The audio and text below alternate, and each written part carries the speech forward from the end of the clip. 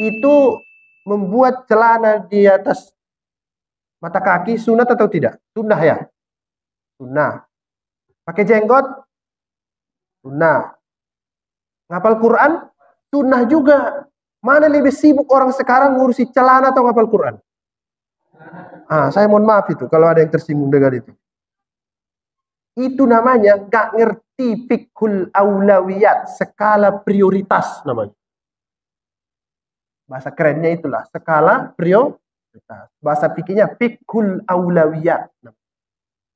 Itu yang buat kita berantem itu.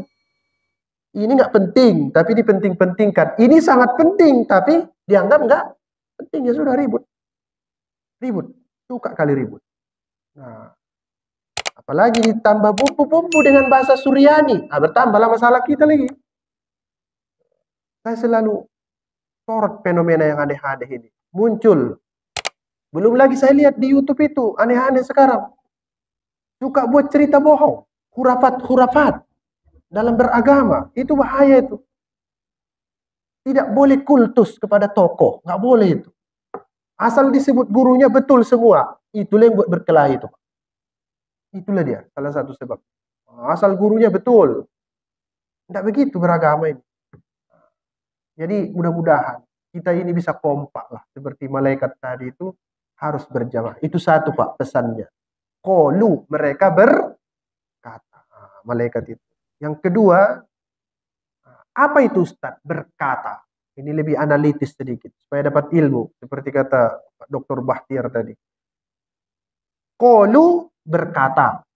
Bahasa Indonesianya berkata. Itu kalau dibuka kamus. Artinya itu menggerakkan. Itu akar katanya. Bapak Ibu, menggerakkan. Itu akar katanya. Itu sebabnya eskapator. Bahasa Arabnya itu mukowil. Bahasa Arabnya. Mukowil. Kenapa itu?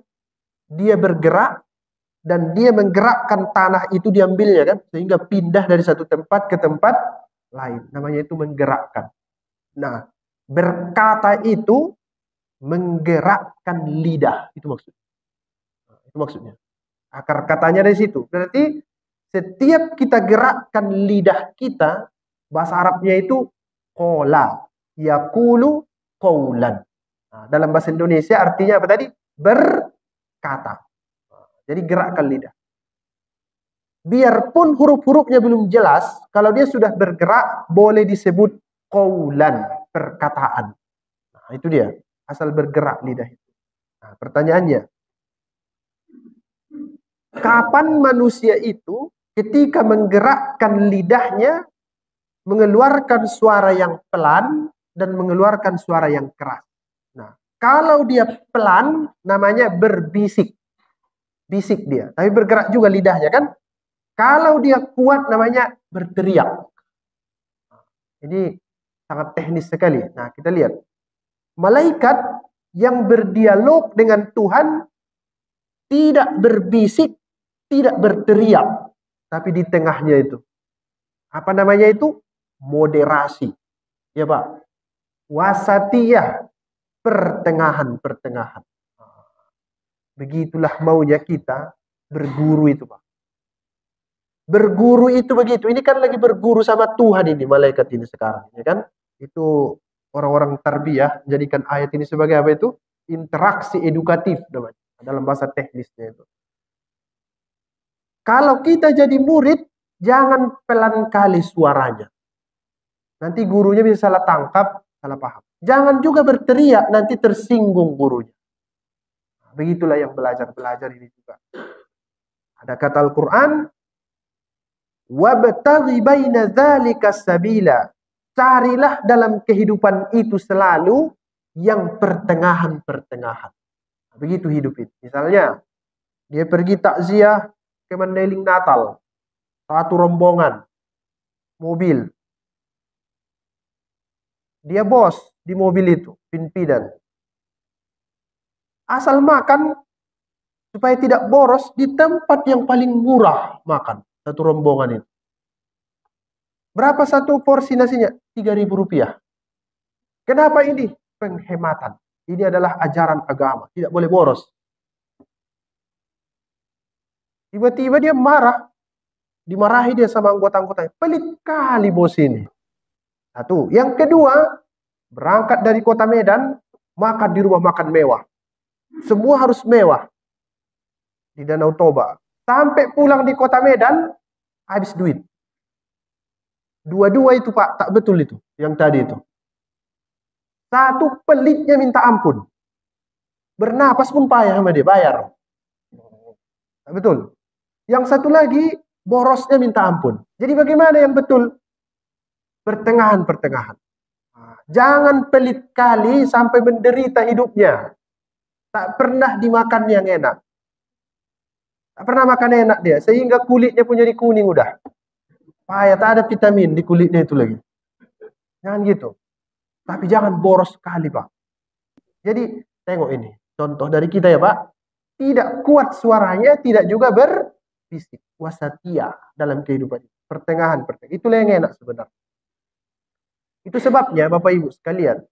Boleh nggak kalau kita wudhu di tempat sungai yang banyak ini airnya? Boleh nggak suka-suka hati kita menggunakan air? Enggak juga. Biasa-biasa saja. Iya kan? Biasa-biasa saja. Kenapa? Ajaran agama ini memang cocok ke jiwa manusia itu yang itu dia. Wasatiyah, pertengahan-pertengahan. Nah Bapak Ibu sekalian, mari beragama dengan wasatiyah. Itu tafsir dari Qolu. Banyak yang lain nanti boleh dibaca di makalah itu. Saya kirim ke Ustaz Sakti tadi malam. Silakan dibaca. Sekarang kita lihat subhanaka. Kalimatnya kira. Qalu subhanaka. Maha suci engkau. Saya jelaskan ini agak rigid juga Pak ya. Saya dapat ilmu. Kalau disebut subhanaka. Apa artinya itu? Maha suci engkau. Nah, itulah terjemah bebasnya. Akar katanya itu bukan itu. Bukan itu dia. Saya kasih contoh aja. Cerita. Saya punya anak. Ini nanti akar katanya itu dari situ. Kemudian hari Minggu macam seperti ini. Saya bawa dia renang. Anak saya ini. Renang dan mandi. Nah. Dia kan lompat dari sudut ini. Lompat. Kemudian dia renang-renang sampai ke sudut satu lagi. Betul ya Pak? Akar kata subhana itu. Artinya itu menjauh. Dari mana dia menjauh tadi? Karena dia berenang. Dari sudut A ke sudut B. Namanya itu menjauh. Nah, itu sebabnya kalau kita sebut subhanaka, artinya itu menjauhkan Tuhan dari sifat buruk. Itu maksudnya. Bisa Pak ya? Akar katanya itu di situ. Bayangkanlah anak yang berenang tadi. Dia menjauh dari posisi awal dia loncat sampai ke posisi dia terakhir. Menjauh. Akar katanya itu, menjauh. Jadi kalau Bapak Ibu baca habis sholat, apa itu?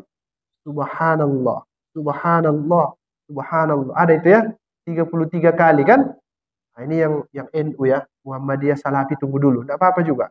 Jangan berantem gara-gara itu. Banyak lagi yang perlu kita pikirkan. Jadi kalau kita sebut Subhanallah, itu artinya saya sedang menjauhkan Tuhan dari sifat-sifat buruk.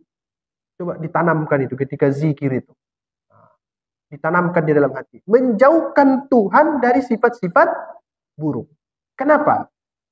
Rumusnya begini Pak. Semua yang dilakukan Tuhan itu baik.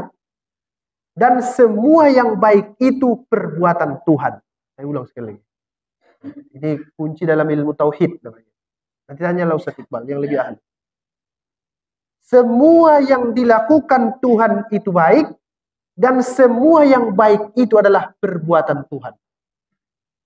Tidak ada yang buruk perbuatan Tuhan. Apapun.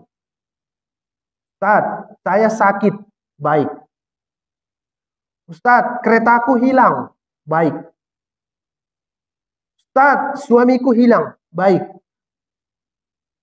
Baik semua. Kalau Bapak Ibu paham. Itu masalahnya. Kalau tidak paham baru tadi apa? Buruk. Nah, karena terlintas dalam hati kita Tuhan buruk, ucapkan apa tadi? Subhanallah. Kembali ke situ. Kenapa? Manusia ini dia nggak ngerti mana yang baik untuk dirinya. Nggak ngerti dia itu. Pak, ini yang baik jam segini nih, menurut kita ngapain ini jam segini? Tidur, pakai selimut, di samping kolam renang di negara Swiss, di sebelah kita ada jus lemon, setelah itu main game. Oleh sebab itu Pak, karena kita sering buruk sangka kepada Tuhan, harus dizikirkan. Itu apa tadi? Subhanallah, subhanallah, subhanallah. Maha suci Engkau Tuhan, semua yang Kau timpahkan kepadaku baik. Kujauhkan kamu dari sifat buruk, seperti anak yang berenang tadi. Menjauh dia. Itu akar kata subhanallah. Karena malaikat itu sadar dia tak betul dia, maka dia ucapkan apa? Subhanaka. Tadi saya sebut di awal Pak, memang contohlah ini sifat malaikat ini, mengakui kesalahan. Ini juga payah ini sama manusia ini. Payah ini. Dia aja yang betul. Ada saya baca tulisan tadi, mantap di situ ya. Ini Ustaz Sakti yang buat itu. Keren-keren itu tulisan yang lewat-lewat di situ. Manusia ini, dia payah mengakui kesalahannya. Padahal kata para filosof, awal mula manusia itu bisa berubah, langkah pertama akui dulu kalau itu salah. Salah ini, tak betul ini. Lama-lama nanti baru bisa berubah. Jadi, Bapak Ibu sekalian, zikirkanlah ya, subhanallah. Subhanallah, minimal setelah sholat 5 waktu. Sendiri-sendiri boleh. Berjamaah juga boleh. Dua-duanya boleh. Yang terakhir Bapak Ibu sekalian, la ilma lana. Maha suci Engkau Tuhan, la ilma lana, kami tidak punya ilmu. Kami tidak punya ilmu, ujungnya itu yang penting. Illa ma'allam tanah, kecuali apa yang Kau ajarkan kepada kami. Gak punya ilmu kan. Kecuali apa yang Kau ajarkan kepada kami. Saya mau tanya, Bapak Ibu sekalian, kalau melihat ayat ini, berarti sumber ilmu itu dari mana semuanya? Iya kan? Kenapa disebut? La ilma lana. Illa ma'allam lana. Kami tak punya ilmu kecuali apa yang Engkau ajarkan kepada kami. Berarti yang mengajarkan ilmu itu semuanya berasal dari Tuhan. Nah, inilah yang harus kita pahami. Orang sekarang ada menduga ilmu agama datang dari Tuhan. Sedangkan ilmu umum tidak dari Tuhan. Itu salah itu. Keliru itu Pak. Itulah nanti yang menyebabkan ada orang yang pintar dalam ilmu umum tapi tidak alim. Ya. Ada juga orang yang pintar ilmu agama tapi nggak ngerti masalah-masalah sosial. Tak paham dia. Jadi harus ditanamkan sama umat Islam ini bahwa semua ilmu pengetahuan itu bersumber dari Allah Subhanahu wa taala. Harus ditanamkan itu. Nah, sampaikan itu ke anak-anak kita, tidak ada, bahasa kerennya itu, tidak ada dikotomi ilmu pengetahuan. Tidak ada. Nanti Imam Ghazali bagi-bagi itu. Ilmu ini wajib. Misal Pak, Bapak punya anak, mau jadi arsitek. Tidak usah dia beli tafsir yang banyak itu tadi. Tidak perlu sama dia itu. Tapi ada hal-hal yang harus dia pahami. Misalnya wudhu. Harus paham dia. Mandi wajib. Harus paham dia. Namanya itu ilmu yang pokok-pokok. Yang dasar-dasar itu. Jangan nanti pintar dia merancang bangunan. Tapi dibuatnya zuhur 2 rakaat. Itu bahaya itu. Iya, bahaya itu. Atau ada juga orang alimnya minta ampun. Alim dia segala macam.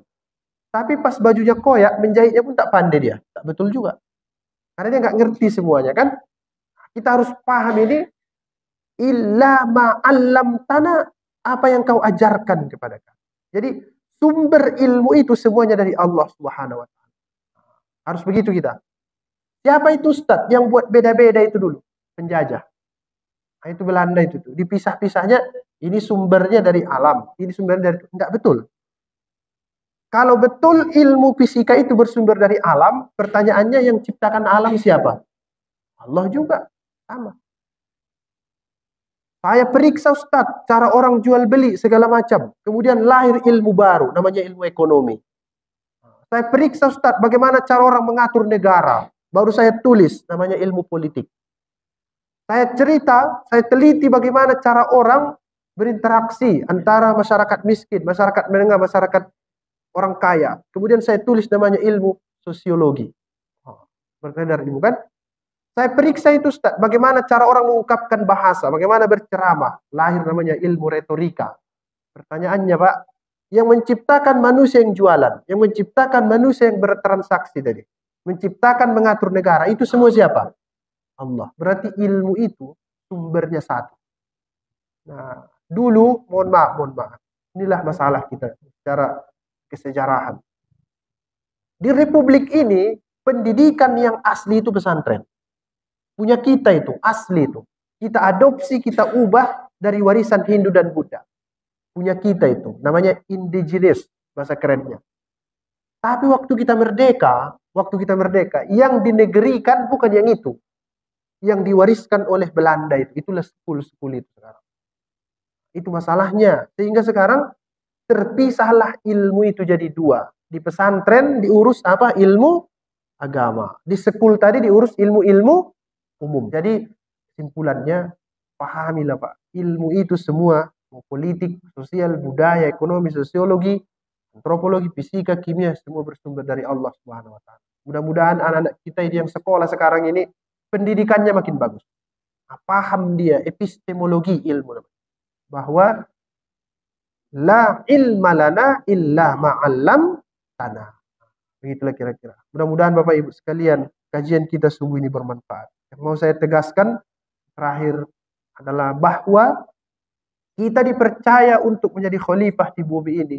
Tugas kita untuk berjuang, bukan untuk santai-santai. Jangan pernah mencari kesenangan di dunia. Dapat, tapi sedikit-sedikit. Nanti yang abadi itu di surga. Tugas kita mengelola alam raya. Inni ja'ilun fil ardi khalifah. Terima kasih. Mohon maaf kepada seluruh Bapak pengurus Masjid Ikhwanul Muslimin kalau ada kata-kata yang silap. Assalamualaikum warahmatullahi wabarakatuh.